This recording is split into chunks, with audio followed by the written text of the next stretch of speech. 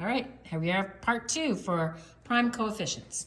Prime coefficients are numbers that are in front of your x squared value that are prime numbers, 2, 3, 5, 7, 11. Prime numbers being numbers that have only 2 and 1 as their factors. 1 is not prime because 1 is the only factor of 1, and you have to have 1 and another number in order to be considered prime. So there you go. So since this 7x squared, 7 is prime. So we're going to have 7x and x. There's no other way to combine those. It has to be a 7x times x to get 7x squared. Now looking at 14, again, I would have 14 times 1, and I could have 7 times 2. Somehow I have to figure out a way to make it so that 51 is my middle number. I'm getting a colored pen here, so give me a second. Ooh, I get new pens. Pink.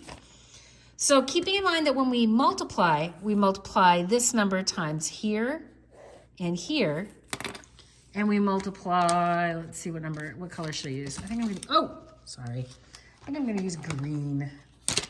A bright, pretty green, just because I feel like it. All right, so keeping in mind the number that's gonna be here will be multiplied by this and this number also. So I know 14 times 7, that's way too high.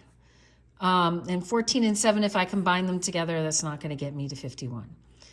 But I do know that 7 times 7 is 49, and that's pretty close to 51. These are both positive, so I know these are both positive. So if I'm going to put a 7 here, so 7 times 7 is 49, and 2 times 1 is 2. So if I were to multiply this whole thing out, I would have 7x times x, which is 7x squared. I'd have 7x times 7, which is 49x. I'd have 2 times x, which is 2x, and 2 times 7, which is 14. 49 plus 2 is 51x. So I know that that is the right answer. Do you see how that works, though? You have to multiply this first number by the last number, and the two numbers times each other in order to find what that middle term is going to be. So let's do the same thing here. We're going to have two binomials. I have 5x and x. These are both positive, so these are both positive. Okay. For 18, we have 18 times 1, 9 times 2, and 6 times 3. I've got to figure out a way to get to 21. 5 times 18, 90, not going to work. 18 plus 5 is 23, close, not good enough. 9 times 45, not close. 2 times 5 is 10, 10 plus 9, not 21, so those don't work. Now 5 times 6 is 30. No, that's not going to work.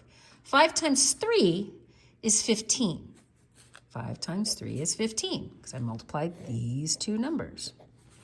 And 6 times 1 is 6. So I have 15x plus 6x, and that equals 21x.